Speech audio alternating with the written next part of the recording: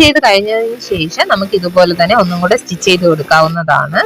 അപ്പോൾ എക്സ്ട്രാ വെളിയിലോട്ട് നിൽക്കുന്ന ക്ലോത്തൊക്കെ അത് അകത്തേക്ക് സ്റ്റിച്ചിനകത്തേക്ക് പോകുന്നതാണ്. കണ്ടോ ഇതുപോലെ. ഇതിന്റെ ഡീറ്റെയിലിംഗ് വീഡിയോ വേണമെന്നുള്ളവരെ കമന്റിലൂടെ അറിയിക്കുക.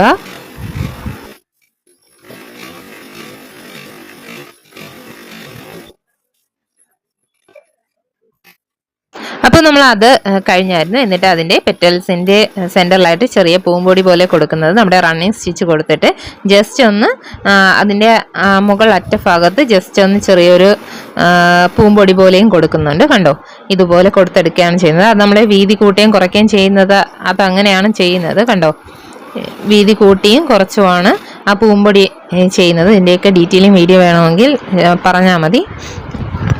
ഈ വീഡിയോ ഒന്നും കൂടെ വോയിസ് ഓവർ കൊടുത്തിടാൻ കാരണം ഒരു കമൻറ്റിൽ സ്ലോ ആയിട്ട് ചെയ്ത് കാണിക്കാൻ